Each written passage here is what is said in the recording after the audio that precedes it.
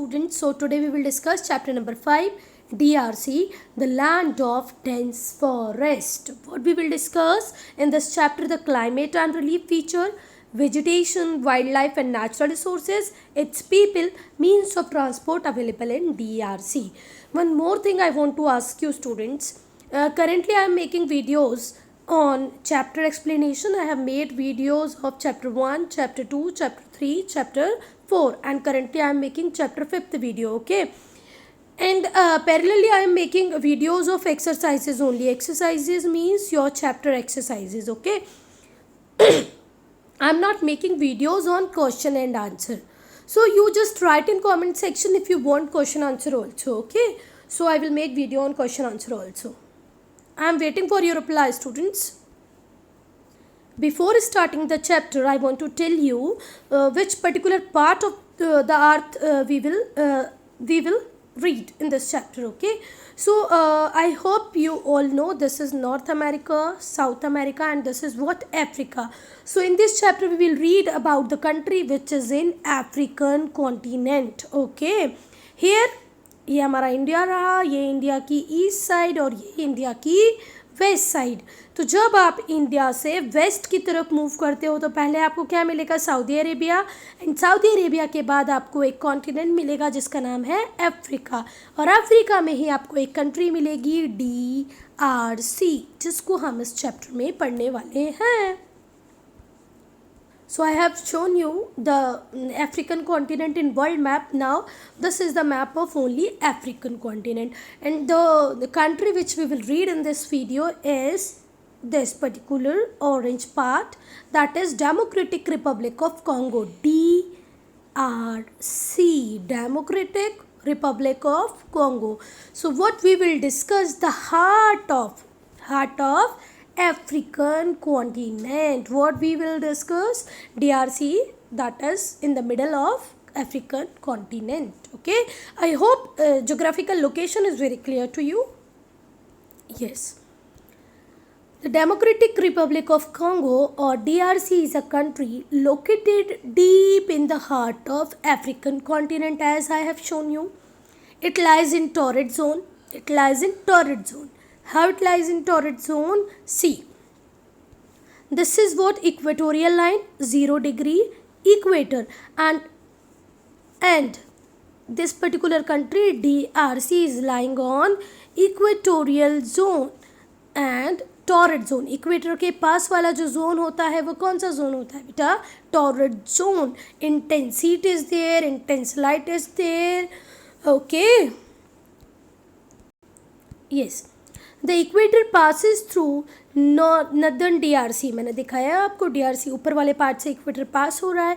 It was ruled by Belgium till it became independent in 1960. So your teacher can ask in objective questions that when DRC become free. So when DRC become free?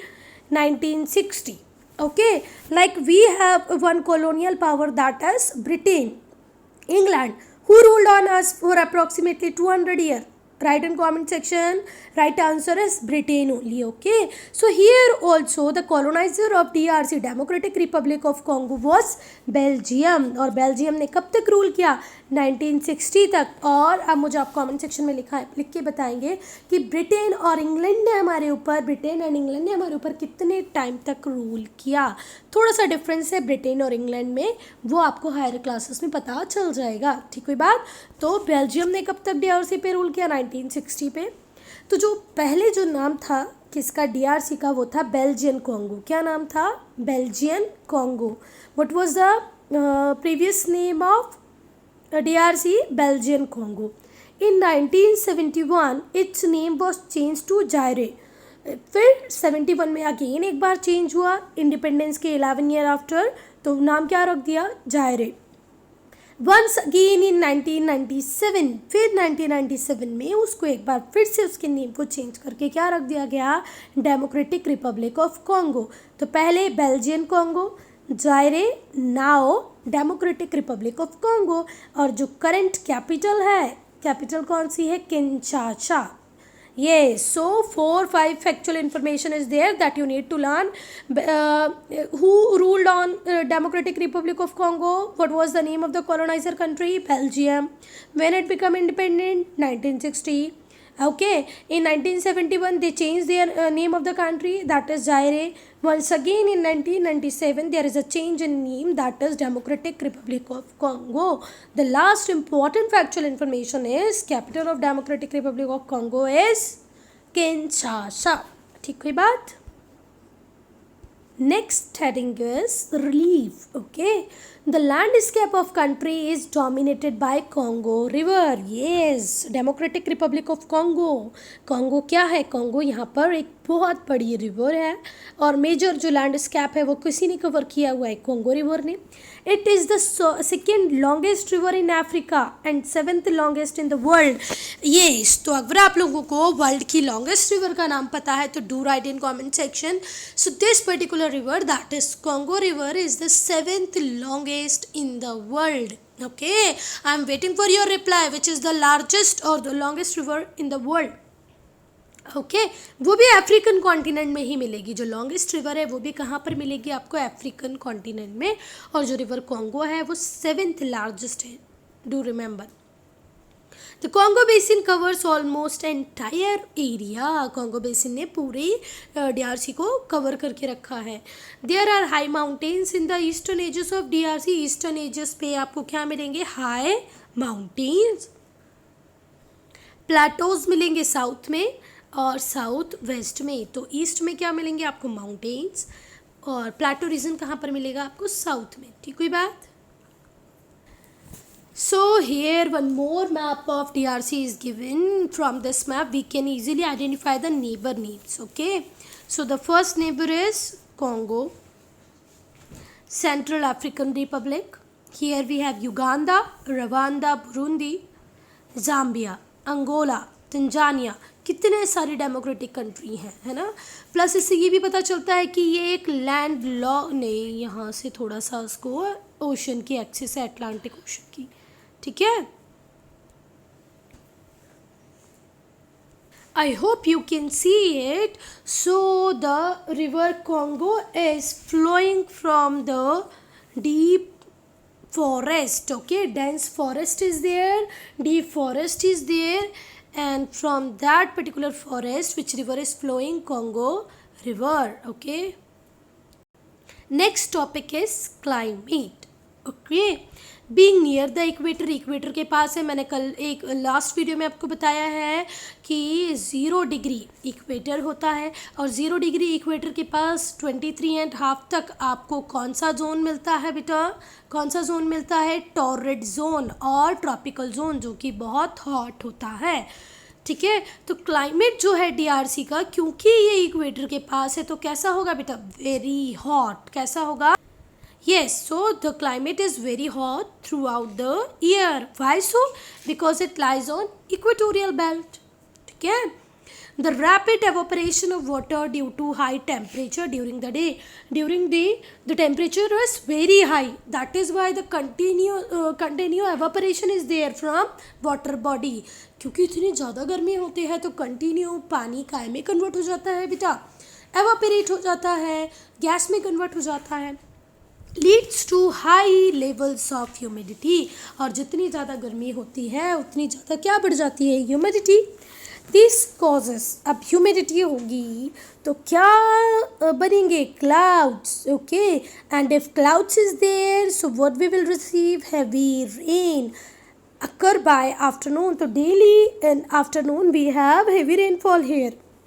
This happens almost every day. Okay, तो सोचो वो ऐसी जगह है जहाँ पर रोज रोज बारिश होती है. Making the region one of the wettest in the world. और इस रीजन में बहुत सारी बारिश होती है और इसी वजह से ये वेटेस्ट है in the world. If somebody ask you wettest part of the world, right there DRC, democratic republic of Congo. Okay, In some parts of DRC, especially in the south, it does not rain so much. Okay, when we talk about the southern part, it is not raining that much. Why so? Because when we talk about the complete area of DRC, if this is like this, so from the northern part, equatorial line is going on. The complete south part is far from equator. Okay, while the summer is hot and wet and the winter is cool and dry. तो winters south part की कैसी होंगी, dry cool, और summers कैसी होंगी, hot and wet. Okay, yes. So next topic is vegetation. The hot and humid climate of DRC is ideal for growth of dense forest. What we require to grow a plant? Water and heat. Water is there, heat is there, it leads to dense forest. बहुत घना जंगल है क्योंकि भर भर के पानी भी है और भर भर के गर्मी भी है. And that is called tropical rain forest. और इन्हीं फॉरेस्ट को हम क्या बोलते हैं? Tropical rain forest. Rain forest cover most of the DRC. बहुत सारे DRC के पार्क को किसने कवर करके रखा है? रेन फॉरेस्ट ने. They are evergreen forest. What these forests are called? Rainforest is also called evergreen forest. So two names of the forest which is found in equatorial belt is evergreen forest or tropical rainforest. The trees of the forest are covered with leaves throughout the year. Okay, so here the forest is covered with leaves throughout the year. There are huge varieties of trees, or large variety of trees is available. Plants is also there. The trees are tall and form canopy layer. Canopy layer क्या होता है बेटा? कि ये जो दो trees हैं, ये इतने ज़्यादा हैवी हैं, बल्कि हैं कि एक जो ट्री की जो ब्रांचेस हैं वो दूसरी ट्री की ब्रांचेस तक मिलके एक कैनोपी लेयर, यहाँ पर एक कैनोपी बना लेती हैं, जिससे जो सन की जो लाइट है वो ग्राउंड तक नहीं पहुँच पाती है. ठीक हुई बात? Yes, the trees are tall and form canopy of leaves at the top. Top पे मैंने बताया ना आपको क्या बन जाती है? कैनोपी लेयर बन जाती है. These prevents, ये किसको रोकती है? प्रिवेंट करना मतलब रोकना होता है. These prevent sunlight from passing through, और इस वजह से सनलाइट पास थ्रू नहीं हो पाती है. Creepers, climbers, shrubs grow below, और नीचे की तरफ क्या ग्रो करते हैं? Creepers, climbers, shrubs. However, at several places the canopy is so thick that very few plants can grow under it. Canopy इतनी ज़्यादा thick होती है बेटा कि बहुत कम प्लांट canopy लेयर के नीचे ग्रो कर पाते हैं. क्यों? क्योंकि प्लांट्स को ग्रो करने के लिए क्या चाहिए बेटा? हीट नहीं, सनलाइट. क्या चाहिए? सनलाइट. क्या फोटोसिंथेसिस की प्रोसेस विदाउट सनलाइट पॉसिबल है? Not possible. That is why they required what? A good amount of sunlight. पर कैनोपी लेयर से सनलाइट पेनिट्रेट ही नहीं कर पा रही है. अब सनलाइट नीचे की लेयर में होगी नहीं तो प्लांट्स थोड़े कम हो जाएंगे, या हो सकता है होना. Yes, student. So see here and understand the concept of canopy. See, the trees are densely there. Okay, तो क्या हो रहा है यहाँ पर? जो एक ट्री है दूसरे ट्री से इतने ज़्यादा पास हो गया, एक दूसरे से ब्रांचेस इतनी टकरा रही हैं कि नीचे की साइड में नीचे क्या नहीं पहुँच पाएगी बेटा? सनलाइट पहुँचना बहुत मुश्किल हो जाएगा. ठीक है. Yes, and one more thing you need to remember, that is the Congo rainforest is the second largest in the world after Amazon forest. So when we talk about the ranking of the forest, which one will you give the first ranking? Amazon rainforest. Second, Congo rainforest. So first Amazon, second Congo rainforest. Students, focus on did you know section, because in this corona period your examination will be objective type, and in this objective type question did you know section is very very important. See, the complete chapter is very important, but did you know section is most important. Yes, in some parts of DRC mostly in the south, मैंने आपको बताया कि north से equatorial belt जा रही है, equator वाली line जा रही है ना, साउथ वाले पार्ट में तो नहीं है। तो साउथ वाला जो पार्ट है उसका क्लाइमेट बहुत ज़्यादा डिफर करता है। It is not that much hot, not that much wet, इतना वहाँ पानी भी नहीं गिरता, इतना गर्म भी वो पार्ट में ही है। द वेजिटेशन इज़ डिफरेंट, देखो जितना पानी जितनी लाइट मिलेगी उसके हिसाब से वेजिटेशन भी डिफर कर जा रहा है। तो जो साउथ का वेजिटेशन है वो डिफरेंट है। Instead of dense forest, there are grasslands. Okay, so on one part of DRC, Democratic Republic of Congo, we have tropical rainforest, evergreen forest. But on the southern part, we don't have a rainforest. We have grasslands. What we have in southern parts? Grasslands. Yes, with few scatter tree, थोड़े थोड़े trees होंगे और बाकी सारे part में क्या होंगे? Grassland. Such open grassland are called savanna. Such open grassland are called savannas. Okay, savanna किसको बोलते हैं? हम ओपन ग्रासलैंड को, जहाँ पर थोड़े बहुत ट्रीज हैं, बाकी सारे की सारी क्या है? ग्रासेस हैं। ठीक है।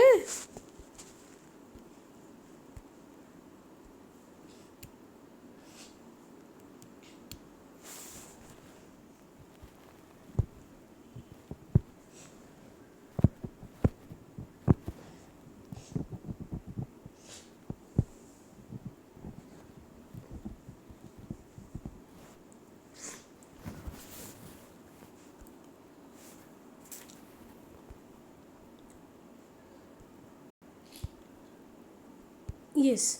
Next heading is wildlife. A large variety of wildlife is found in the forest and savanna of the DRC. When we talk about savanna and forest both, it is filled with huge variety of wild animals. Elephant is there, buffalo, gorilla, chimpanzees, baboons, hippopotamus, and rhinoceros are some animal. Again, repeat it with me. The type of animal: elephant, buffalo, gorilla, chimpanzee, baboons, hippopotamus, rhinoceros. Okay. Yes, if somebody asks you, write the name of intelligent bird. The bird which is known for her its intelligence is known as African grey parrot. Okay, the Congo African grey parrot as intelligent bird. Okay, it is a very intelligent bird. Okay. Yes. Lions, leopards, giraffe, zebra, wolf, elephant and chimpanzees roam the savanna. When we talk about savanna, we have the animal lion, tiger, leopard, zebra, wolves, elephants, chimpanzee. Tiger is not there, flow में निकल गया. Lion, leopard, giraffe, zebra, wolf, elephant, chimpanzee roam the savanna. Yes. Crocodile are found in plenty in the rivers. Crocodile क्यों होंगे? Because of hot and wet climate. There are many type of birds and insect in the forest. Forest में बहुत सारे birds हैं, insects हैं. Among the insect is found the test fish fly, which cause the dreaded sleeping sickness. Okay. Yes. So tsetse fly, or somewhere it is pronounced like sea fly. Tsetse fly, sea fly is an insect which if it bites you, you have sleeping sickness, dreaded sleeping sickness. Okay, तो कोशिश की जाए कि ये वाला insect हमें कभी काटे ना. Z fly, tsetse fly. You can see the pronunciation of this word on YouTube. I have seen, but somewhere it is tsetse, somewhere it is C. Okay. Next heading is natural resources. Okay, DRC has rich natural resources. बहुत सारे natural resources DRC में हैं. Vast deposit of copper, cobalt, gold, uranium, diamonds in southern DRC. So when we talk about southern DRC, it is filled with copper, cobalt, gold, uranium, diamonds. Okay. It has the world largest deposit of cobalt. Cobalt का बहुत बड़ा deposit किसके पास है? DRC के पास है. Most of minerals are exported. बहुत सारे मिनरल्स को एक्सट्रैक्ट करके क्या कर दिया जाता है? एक्सपोर्ट कर दिया जाता है. When you sell something to another country is called export. When you buy something from another country is called import. तो क्या होता है बेटा, क्योंकि नेचुरल रिसोर्सेज में कोबाल्ट, गोल्ड, यूरेनियम, डायमंड्स, बहुत सारे मिनरल रिसोर्सेज डीआरसी के पास हैं, तो मैक्सिमम वो क्या कर देता है बेटा, एक्सपोर्ट कर देता है, मतलब दूसरी कंट्रीज़ को सेल आउट कर देता है, ठीक है। With about 48% of the land covered with forest, मतलब आधा डीआरसी कंट्री तो काय से कवर है बेटा, अप्रॉक्सीमेटली आधा काय से कवर है, फॉरेस्ट से कवर है। So best forest resources we have in Africa, तो आज भी अफ्रीका में क्या मिलेंगे आपको, forest resources, rich in forest resources, okay. Water is another important natural resource. Water बहुत ज़्यादा अवेलेबल है यहाँ पर। Dams built on river produce electricity, और वाटर ज़्यादा है, रिवर बहुत अच्छी है, हमने देखा था ना 7th लार्जेस्ट रिवर है, तो यहाँ पर हम क्या भी प्रोड्यूस कर सकते हैं, हाइड्रो इलेक्ट्रिसिटी। क्या प्रोड्यूस कर सकते हैं, हाइड्रो इलेक्ट्रिसिटी, ठीक, कोई बात। Yes. Agriculture, farming is done in large scale from where forests have been cleared, okay. So for doing farming, what we require a land. So first they clear the forest area and then they cultivate that particular land. The major food crops grown are cassava, maize, rice. देखो बेटा, ज़मीन चाहिए cultivate करने के लिए, produce कुछ crop को produce करने के लिए, तो हम लैंड एरिया कहाँ से लाएंगे, फॉरेस्ट को क्लियर करेंगे। पहले फॉरेस्ट को क्लियर करो, फिर उस लैंड के ऊपर ये लोग क्या ग्रो करते हैं, basically cassava, maize, rice, coffee, cocoa, rubber and cotton are also grown. तो apart from cassava, maize, rice, coffee, cocoa, rubber, cotton are also grown here, okay. And basically all these items were are exported, okay. सारे items को वो क्या कर देते हैं, export कर देते हैं। Yes, the people. DRC is thinly populated, बहुत कम population है DRC में। Most people live in village in the highlands, बहुत सारे लोग गाँव में रहते हैं और population बहुत thin, बहुत कम है, ठीक है। Many people are living in east along the river. Only about 30% of the people lives in cities. मुश्किल से 30% people कहाँ पर मिलेंगे, cities में मिलेंगे। Modern facilities are available in cities. Yes, village और cities में यही difference होता है कि villages में modern facilities नहीं होती हैं, but cities filled with modern facilities. The rich city dwellers lives in houses, okay, and apartment. सो जो रिच है वो अपार्टमेंट में और सिटीज़ में है, वो उनके पास अपनी कारें हैं। But the poor live in crowded unhealthy condition in slums. ये तो सारे कंट्री के पुअर्स के साथ यही है कि उनको स्लम्स में रहना पड़ता है, जहाँ पर जो लिविंग कंडीशन है वो कैसी होती है, अनहेल्दी होती है, और जो स्लम्स होते हैं वो ओवरली क्राउडेड होते हैं, है ना। यस, तो सिटी का तो आपको पता चल गया। Now come on village. Villagers live in thatched huts in separate tribe or groups. Various tribes are available here in DRC, so they are basically living in huts, and every tribe have their own customs. So many tribes are there, groups of tribes are there, but the thing is that each and every tribe is very different. Their culture, traditions are very different. How many tribes are there? Approximately 200 tribes in DRC. अकेले DRC में कितनी tribe है, 200 tribe हैं, और इन सब के अपने अपने कस्टम ट्रेडिशंस बिल्कुल अलग होते हैं। The most well known inhabitant of DRC are pygmies. तो अगर हम बात करें कि वो एक तो कोई ट्राइब होगी जो सबसे ज़्यादा होगी, वो कौन सी ट्राइब है, pygmies. Long ago pygmies probably live throughout the DRC and other parts of central Africa. तो DRC मतलब जो पैजमीज थे वो लोग कहाँ पर रहते थे, DRC में तो रहते ही थे, सेंट्रल अफ्रीका के बहुत सारे पार्ट्स में रहते थे। But now they are fewer, पर अब इनकी पॉपुलेशन थोड़ी सी कम बची है। Lives only in certain parts of rain forest, और कहीं कहीं कुछ सर्टेन पार्ट्स में ये लोग रहते हैं, ठीक है बात।